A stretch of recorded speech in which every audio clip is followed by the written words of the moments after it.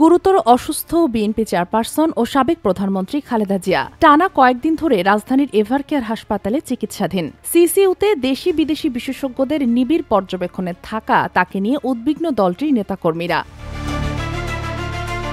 শনিবার দুপুরে Bangladesh photo journalist অ্যাসোসিয়েশনের এক অনুষ্ঠানে বিএনপির স্থায়ী কমিটির সদস্য মির্জা আব্বাস বলেন, চেয়ারপারসনের বর্তমান অবস্থা স্বাভাবিক নয়। তার অভিযোগ, কারাগারে থাকার সময় খালেদা জিয়াকে সতর্ক থাকতে হতো, কারণ সেখানে স্লো পয়জন দেওয়ার শঙ্কা ছিল। মির্জা আব্বাস জানান, এক ভারতীয় সাংবাদিক তাকে বলেছিলেন, বিএনপি নিয়ে এত লাফালাফি করছেন কেন, উনি তো 2 বছর বাঁচবেন না। পাল্টা প্রশ্ন করলে সাংবাদিক ওই কথার ব্যাখ্যায় বলেন, সবই এমনভাবে ডিজাইন করা আছে যেন তিনি ধীরে ধীরে মৃত্যুবরণ করেন। তবে আব্বাস বলেন, আল্লাহর রহমতে তিনি এখনো বেঁচে আছেন। শুক্রবার রাতে খালেদা জিয়ার খোঁজখবর নিতে হাসপাতালে যান তারা। প্রায় 1 ঘন্টা অবস্থানের পর তিনি জানান, চেয়ারপারসন আগের তুলনায় কিছুটা ভালো আছেন। তিনি তার দ্রুত সুস্থতা কামনা করেন।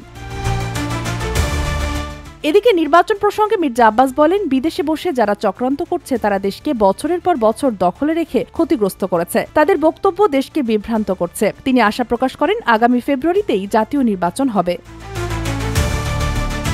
Sheikh Masuma, daily hour, Bangladesh.